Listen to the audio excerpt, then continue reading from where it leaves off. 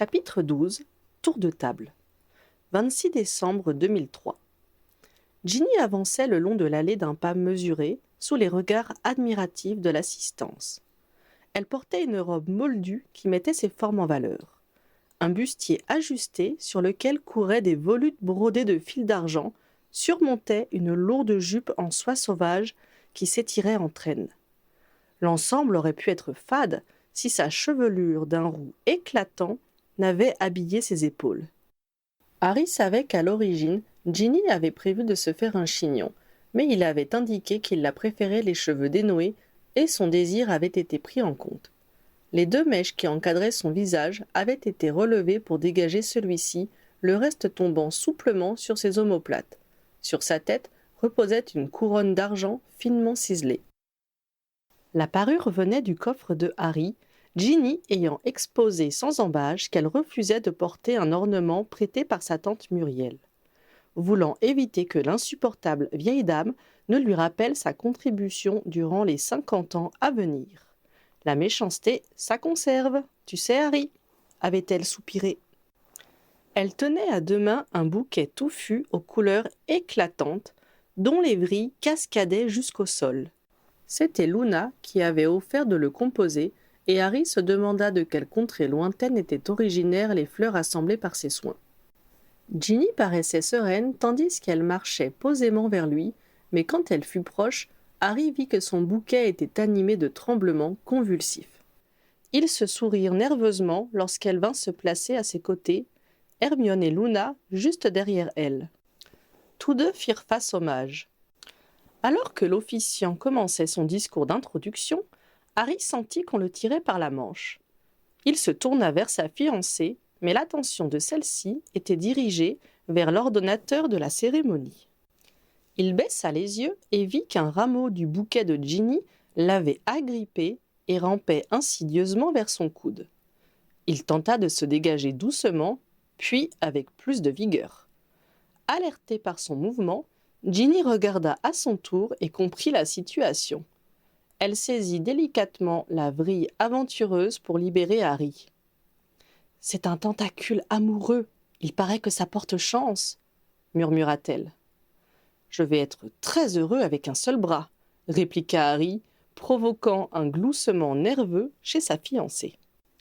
Nul doute que le mage devait parler d'eux, mais Harry n'en écoutait pas un mot, trop préoccupé par la suite de la cérémonie pour y porter attention. Le jeune homme préférait se remémorer en boucle les vœux qu'il devait prononcer, anxieux à l'idée de se tromper et de gâcher un instant aussi important. Heureusement, ses craintes furent vaines et il réussit à faire savoir sans bégayer qu'il désirait effectivement prendre pour épouse la femme qui se tenait à ses côtés et répéta tous les engagements auxquels il souscrivait pour le meilleur et pour le pire. Enfin, ils eurent le droit de s'embrasser sous les vivas de la foule. Harry eut un peu de mal à s'approcher suffisamment pour s'exécuter, les fleurs de Ginny faisant leur possible pour empêcher de telles privautés.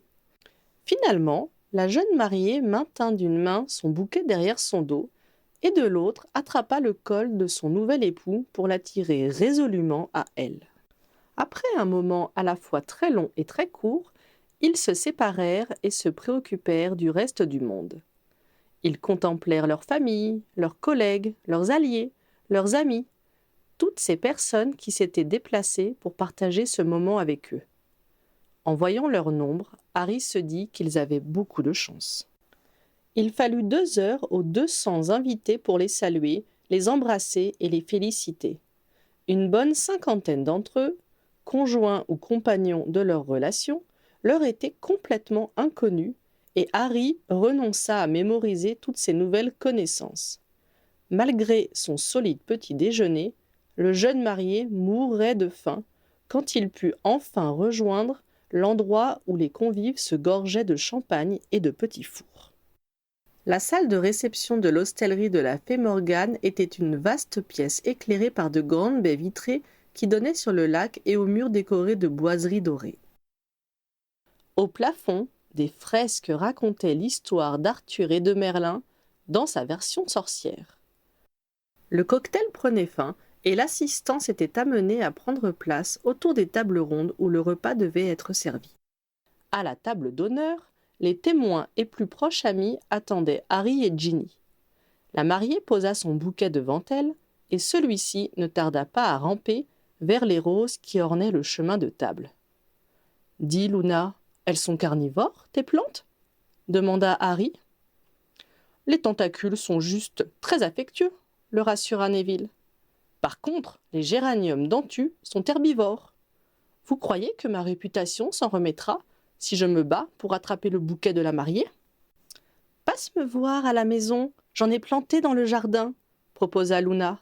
« Ton lit est investi de verre à crasse ? » « Ce sont les propriétés astringentes des géraniums qui m'intéressent, » précisa le botaniste. « Préviens-nous avant d'y aller, » conseilla Ron, « histoire qu'on prévoie une mission de secours, au cas où. » Owen regardait d'un œil fasciné les vrilles du bouquet agripper résolument la décoration florale.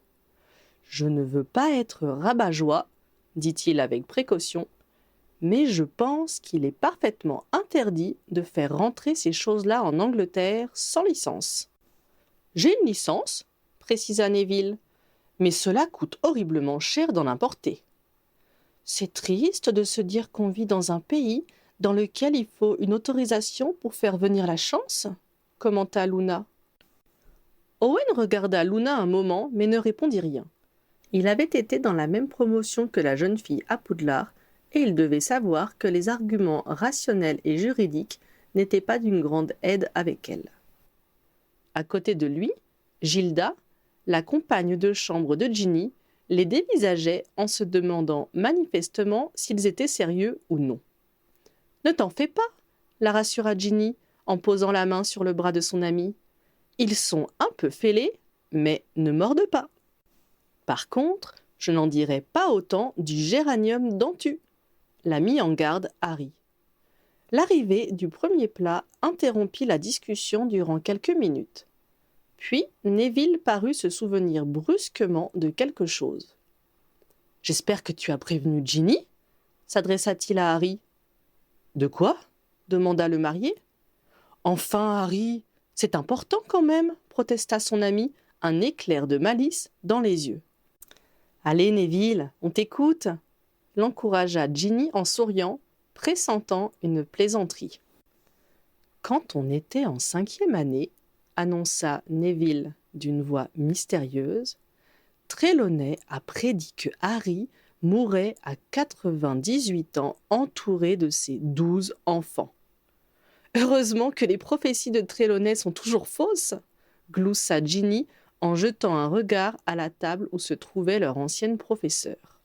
« Elle en a 3 à son actif qui se sont réalisés, et 2 me concernaient, » rectifia Harry. « Ah non !» réagit Ginny en perdant son sourire. « Il est hors de question que nous ayons autant d'enfants. »« Si c'est mon destin, que veux-tu que j'y fasse ?» plaida Harry. « Si tu me fais ça, je divorce, » déclara-t-elle impitoyable. « Quoi ? Tu m'abandonnerais avec 12 enfants à charge ?» protesta-t-il. A-t-elle précisé si les 12 mouflets étaient de la même mère ? Demanda Owen, pratique. « Je me fiche de ce qu'elle a dit !» grogna Ginny, dont le regard signifiait clairement ce qu'elle pensait de la suggestion. « Avez-vous pensé à l'adoption ?» proposa Hermione, pince sans rire. « Bonne idée !» opina précipitamment Harry. « On les prend à 16 ans pour ne pas les avoir trop longtemps sur les bras. Et ça règle le problème. »« On choisit 6 filles et 6 garçons, » se laissa tenter Ginny. « On entraîne chacun une équipe et on domine la coupe de la Ligue. » « Qui de l'équipe des Potter ou des Potter remportera la finale ? Demanda Ron sur le ton d'un commentateur. Le suspense est insoutenable. Les 2 capitaines ne se parlent plus depuis des semaines et les cognards volent bas à la maison. La capitaine Potter a affirmé « Ces joueurs n'ont aucune tactique. » Le capitaine Potter a répondu « Elle dit ça parce qu'elle a peur de perdre et d'être de corvée de vaisselle pendant un mois. » Un grand rire secoua toute la table. En attendant le plat suivant, les mariés entreprirent de faire le tour de la salle pour dire un petit mot à tout le monde. La composition des tables avait été un cauchemar. Il avait fallu à la fois veiller à ne pas isoler un invité au milieu d'inconnus, tout en évitant de laisser entre elles des personnes qui se côtoyaient tous les jours. Enfin, il avait fallu rassembler ceux qui n'avaient pas eu l'occasion de se croiser depuis longtemps, tout en séparant ceux qui ne se supportaient pas. La table la plus proche de la leur était présidée par Arthur et Molly. Ils avaient autour d'eux ceux qu'ils avaient voulu particulièrement honorer. Monsieur et Madame Delacour, le ministre de la Magie, Dave Fawcett, le commandant de Harry, la directrice des Harpies, qui était venue accompagnée de son mari, ainsi que le directeur de Poudlard et son épouse. « Vous faites un si joli couple !» les accueillit Apolline. « Vous êtes là, Potter ?» s'étonna Fawcett. « Je n'ai pas vu votre demande de congé. Dois-je considérer que c'est un abandon de poste ?»« J'ai oublié, » reconnut Harry penaud. « Je t'avais prévenu qu'il avait un petit problème avec les procédures, » sourit Kingsley. La table suivante abritait les parents par alliance de la famille Weasley. Les Granger, les Johnson, Dudley et Sarah, Arabella Figg et Margaret Bell, la professeure d'études des Moldus, complétaient le groupe. « Tout va bien, Dudley ?» demanda spontanément Harry, qui craignait que toute cette assemblée soit trop bizarre pour son cousin. « Ça ressemble beaucoup au mariage, non sorcier, » reconnut Dudley. « Nous faisons une analyse comparée, » dit joyeusement Margaret Bell, et Harry lui sourit pour la remercier de prendre les choses en main. « Comment vous portez-vous, Mrs. Figg ?» continua Harry pendant que Mrs. Johnson admirait la robe de Ginny. « Cela fait si longtemps que nous ne nous sommes vus. »« J'ai toujours bon pied bon œil. Malheureusement, j'ai perdu Pompon l'été dernier. »« Cela a dû être difficile, » compatit Harry, qui la savait très attachée à son animal. « Vous avez d'autres compagnons ?»« Oui, heureusement. Patounet était très triste aussi, mais nous nous sommes consolés mutuellement. J'ai également 2 jeunes un peu fous qui ont été abandonnés par des sans-cœurs habitant dans le lotissement.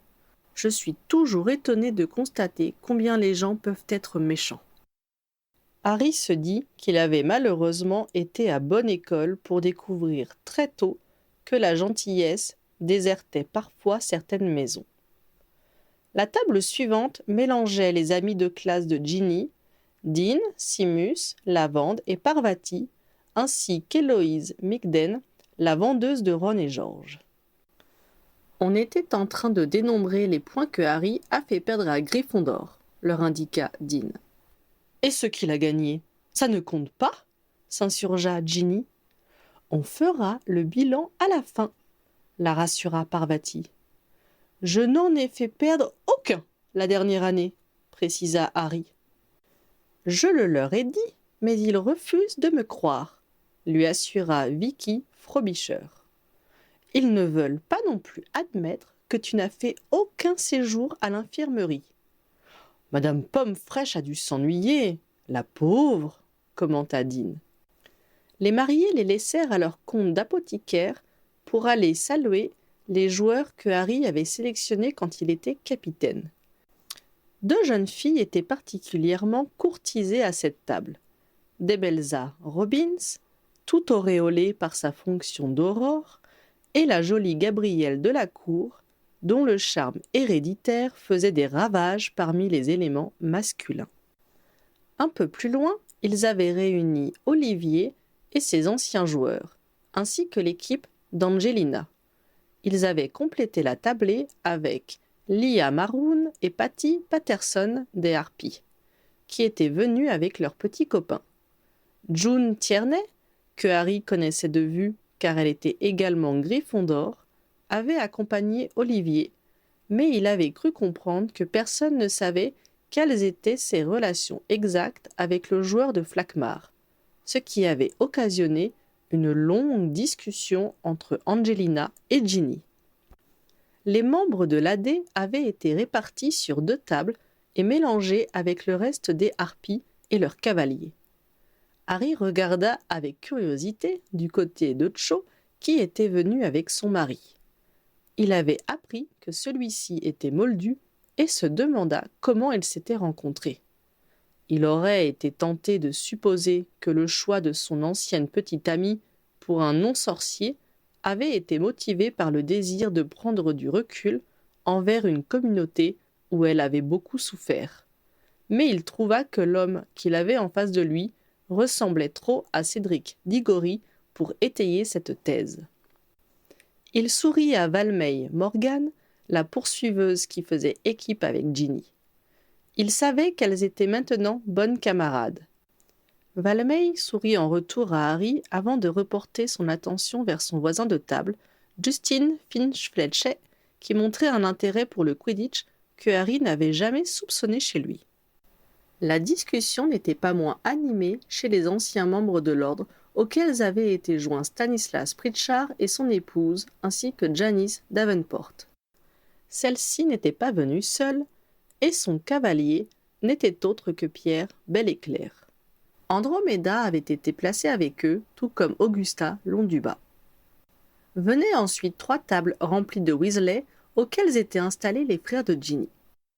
Harry fut présenté à chacun des nombreux cousins et affirma sa fierté d'être allié à une si belle famille. Aux 2 tables suivantes discutaient les professeurs de Poudlard et le personnel d'encadrement des harpies.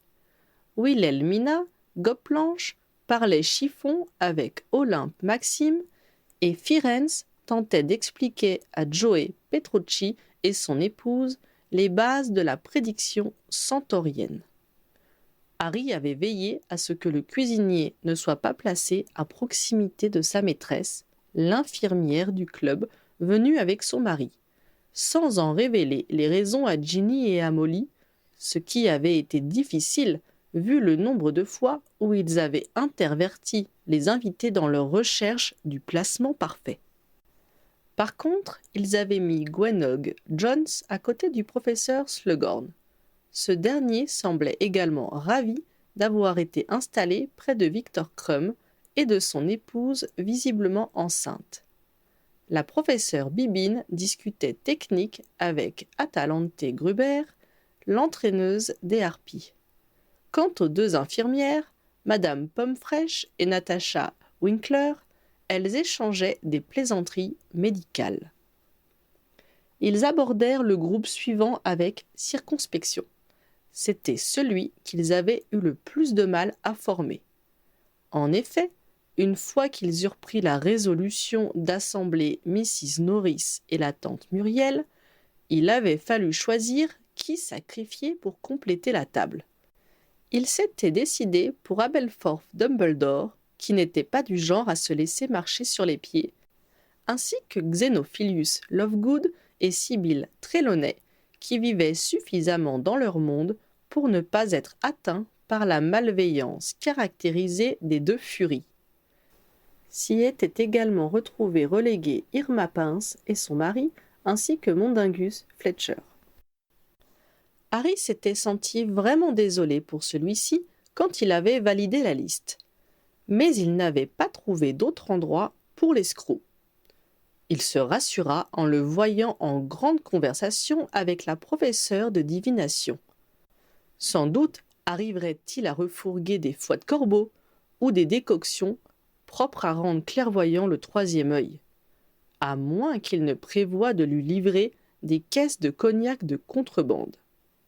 La bibliothécaire de Poudlard semblait ravie de rencontrer un homme érudit comme le père de Luna et écoutait le journaliste avec fascination. Quant au frère d'Albus Dumbledore, il prenait manifestement plaisir à provoquer les commentaires acides de l'intendante des harpies et de la tante des Weasley. Quand ils s'apprêtèrent à saluer cette erreur, Harry sentit le pas de Ginny devenir hésitant à ses côtés, et il dut se souvenir qu'il était le survivant pour trouver le courage de se jeter dans la gueule des 2 chimères. Oh, voici les rois de la fête, fit Muriel d'une voix doucereuse. La couronne ne te va pas du tout, ma pauvre chérie, continua-t-elle en s'adressant à Ginny. Tu aurais dû me demander mon diadème. Les jeunes de nos jours préfèrent se rendre ridicules plutôt que de demander conseil à leurs aînés. Ils se croient toujours plus malins, mais ne prennent pas le temps de réfléchir, abonda Mrs. Norris. Certaines ont la langue qui galope, mais ne réfléchissent pas davantage, glissa Abelforth en faisant un clin d'œil à Ginny. Les mariés eurent un sourire poli et s'éloignèrent précipitamment vers la table suivante. J'espère qu'un jour l'humanité nous pardonnera de les avoir mis en contact, frissonna Harry. Tu crois qu'il va falloir faire décontaminer la zone, renchérit Ginny. Il me semble que le site est naturellement immunisé contre la magie noire et les créatures maléfiques, la rassura Harry. Il va falloir conseiller à Angelina de ne pas les approcher, songea Ginny. Cela pourrait porter malchance au bébé. Tu sais, comme dans les contes moldus qu'Hermione a offerts à Teddy. Ils passèrent ensuite à la table des enfants. Teddy et Victoire s'entendaient à merveille avec les plus jeunes des Weasley, sous la garde de créatures, Miffy et Trotty. Harry et Ginny avaient voulu que leurs elfes soient présents à la fête, mais ceux-ci n'imaginaient pas se conduire comme des invités. Ginny avait eu une idée de génie. Elle les avait placés à la table des enfants, leur indiquant qu'ils rendraient service en surveillant les petites têtes blondes. Dans ces conditions, les créatures avaient accepté de s'asseoir et de profiter du festin. « Alors, on s'amuse bien ?» demanda Ginny. « Vi, ils sont trop rigolos !» dit Victoire en montrant les elfes. « Je suis le roi Arthur !» déclara un petit cousin Weasley, coiffé d'un des chapeaux en papier comme ceux que l'on trouvait dans les pétards de Noël, qui avaient été mis à disposition des enfants pour les occuper pendant ce long repas. « Tu joues avec nous ?» demanda Teddy à Harry. « Non, nous n'avons pas fini de manger. Mais on reviendra tout à l'heure, lui promit son parrain. Ayant accompli leur devoir, les jeunes mariés purent retourner à leur table où leurs plats avaient été maintenus au chaud. « Personne n'a vu mon bouquet ?» s'enquit Ginny en s'asseyant. « Il a dû aller répandre la joie ailleurs, » répondit Luna. « Je suis certain que ceux qui le retrouveront se sentiront comblés, » assura Owen le plus sérieusement du monde. Ce fut ensuite le moment de servir les desserts. Harry et Ginny allèrent au buffet pour donner le départ au découpage du gâteau de noces. « Un discours, scandèrent les plus jeunes. Harry leva la main pour les faire taire. « Ne vous inquiétez pas, c'est prévu. Ron a insisté pour s'en charger. »« C'est bon, j'y vais, » dit Ron d'une voix qu'il voulait contrainte. « Maintenant, tu peux demander à Hermione de me rendre ma collection de cartes de choco-grenouille ?» L'assistant se mit à rire, tandis que Ron prenait place près de Harry et Ginny pour faire face à son public. « Je suis venu parce qu'ils ont insisté, mais je ne vois pas ce que je pourrais vous dire d'inédit sur Harry et Ginny, vu que le principal a été révélé par la presse. Inutile de le nier, je sais parfaitement que vous êtes tous abonnés à Jeune et Sorcière et que vous écoutez chaque semaine nos chères célébrités à la radio. » Il y eut des protestations dans la foule, mais Harry remarqua que certains avaient l'air un peu gênés. Vous n'ignorez donc pas que Ginny a été tentée de dire oui à Finbar Quigley des Chauves-souris de Ballycastle, avant d'être à 2 doigts de se fiancer à Galvin Gudjon des Canons. Vous avez également suivi sa liaison torride avec le gardien des Flaquemars. Inutile de te planquer, Olivier. Maintenant, tu sais pourquoi tu as été invité. Mes frères et moi, on voulait te dire 2 mots. Je finis mon discours et j'arrive. Dubois nia farouchement d'un signe de tête, mais Georges, qui était à ses côtés, lui mit un bras sur l'épaule dans un mouvement aussi amical que contraignant, faisant rire leurs voisins. Harry, de son côté, a dû échapper à la tendre admiration de la célèbre Célestina Moldubec. Je pense que s'il avait succombé, Maman lui aurait pardonné, car c'est une grande artiste. Mais finalement, Harry a été irréprochable et a non seulement repoussé le cœur de la diva, mais il s'est aussi détourné de son chaudron plein de passion. L'allusion au succès le plus fameux et le plus mièvre de la chanteuse suscita un concert de gloussements, notamment dans la famille proche de Harry, qui devait écouter la prestation de la vedette à chaque fête de Noël. Impassible, Ron persista. Nous avons également suivi avec intérêt sa tendre idylle avec Greta Catchlove, auteure talentueuse de Comment ensorceler son fromage. Il m'a un peu étonné avec sa suspecte amitié avec Gédéon Crumb des Bizarre Sisters. J'ignorais que la cornemuse était ton instrument préféré, Harry. J'espère que tu apprécies aussi, Ginny, parce que je vous ai offert l'intégrale de Suite pour cornemuse au clair de lune de Musidora Barkweave en cadeau de mariage. Un petit cri retentit parmi les rires. Mrs. Brocklehurst tentait de se débarrasser d'un géranium dentu qui mordillait sa manche, dressé de toute la hauteur d'un tentacule amoureux. La professeure Chourave vint à son secours et observa sa prise avec une curiosité toute professionnelle. Ron continuait sa péroraison. Je sais que vous aimeriez en savoir davantage. Par exemple, est-ce vrai que Harry a promis à Ginny de lui préparer chaque matin son petit déjeuner, comme l'affirme Sorcière Hebdo de la semaine dernière? Eh bien oui, il a pris cet engagement. Sauf qu'en vrai, il a prévu de demander à ses elfes de le faire à sa place. J'ai bien envie de le dénoncer à ma femme. Par contre, il est totalement faux qu'il ait gagné un jour à Poudlard le concours de celui qui avalait le plus vite sa part de tourte au rognon. Je l'ai toujours battu à plate couture dans cet exercice délicat. Tous nos copains en sont témoins. Des hurlements approbateurs émanèrent de leurs anciens condisciples. La supériorité de Ron en la matière ne faisait aucun doute pour eux. Vous avez aussi appris que Harry s'est vu proposer le poste de ministre de la magie juste après la bataille de Poudlard. J'ai lu que Kingsley Shacklebolt lui avait offert une grosse somme en galions pour qu'il refuse. Mais je viens de me renseigner auprès de Kingsley, et il m'a affirmé que c'est Harry qui lui a proposé une fortune pour qu'il remette de l'ordre dans la communauté magique à sa place. Étant donné que Harry n'a jamais été très fort pour ranger sa malle, je pense qu'on l'a échappé belle. Cela fit beaucoup rire le ministre et ses chefs de département. Au fait, si dans les jours prochains vous apprenez qu'un quartier de la capitale Moldu a disparu, ne vous posez pas de questions. Harry a simplement construit un terrain de Quidditch dans son jardin, ainsi qu'il l'a proposé à Ginny selon l'article de Quidditch Magazine du mois dernier. Oups, fit Ron en prenant l'air embarrassé. Je n'aurais peut-être pas dû révéler ça devant autant de membres du ministère. Un dossier, ça se perd, n'est-ce pas? Dans la malle de Harry, par exemple. Qu'il évite juste de faire disparaître Buckingham Palace? Demanda en riant Kingsley. Ça donnerait un peu trop de travail au comité des inventions d'excuses. Et Harry, laisse-nous King Cross aussi, pour qu'on puisse envoyer nos gosses à Poudlard un jour. Pour en revenir à notre petite revue de presse, j'ai lu que si Harry n'avait pas été aussi myope, il aurait remarqué les bien meilleures parties qui s'offraient à lui. C'est une façon de voir les choses. Moi, j'ai toujours été persuadée que ce n'était pas le sens de la vision qui avait été déterminant. Non, Ginny, je n'ai pas dit que tu n'étais pas jolie. Je veux simplement expliquer que c'est un autre de ces sens qui a poussé Harry à te choisir.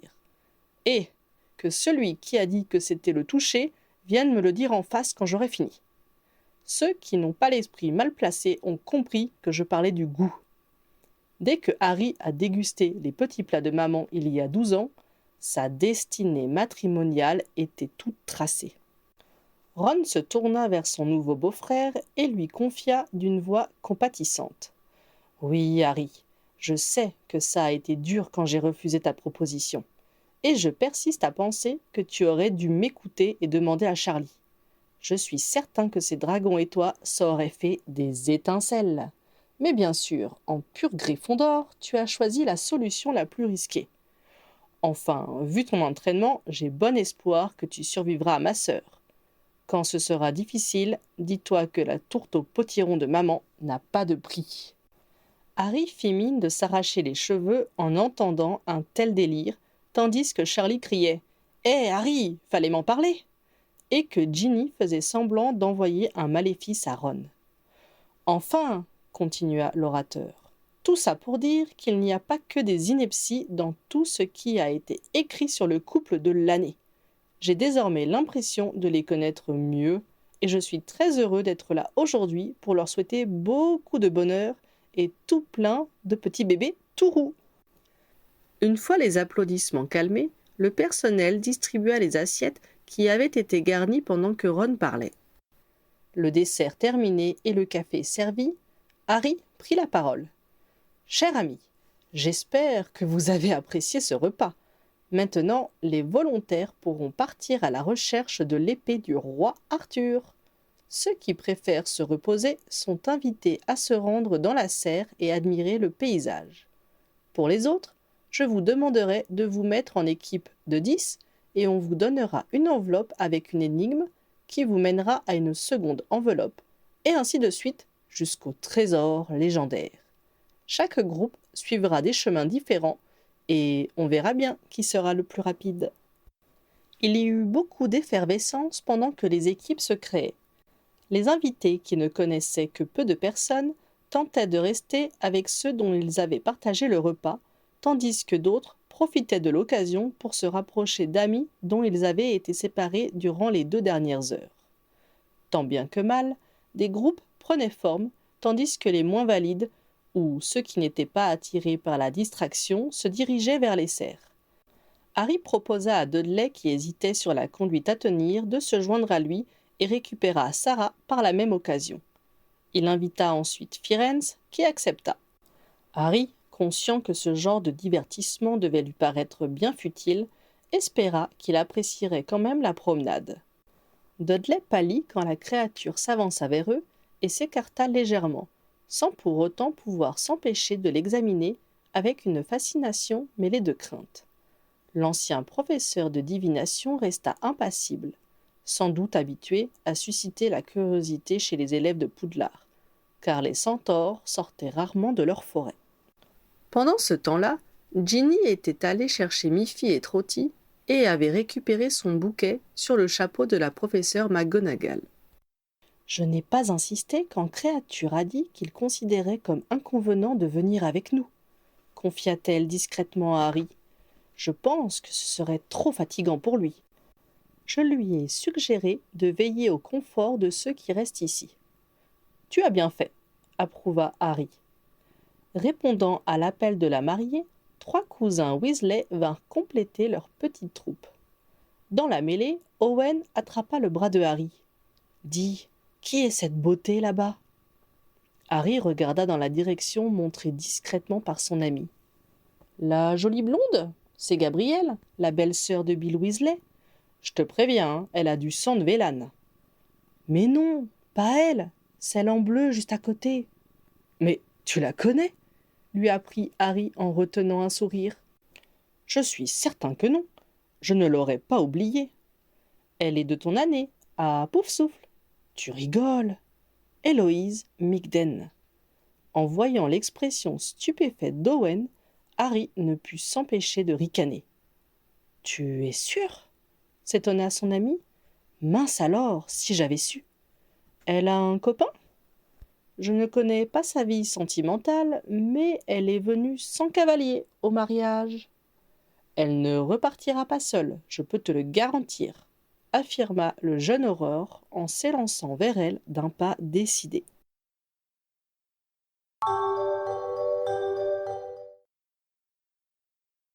J.K. Rowling au Carnegie Hall, 19 octobre 2007. Quant à Cho Chang, elle a épousé un moldu.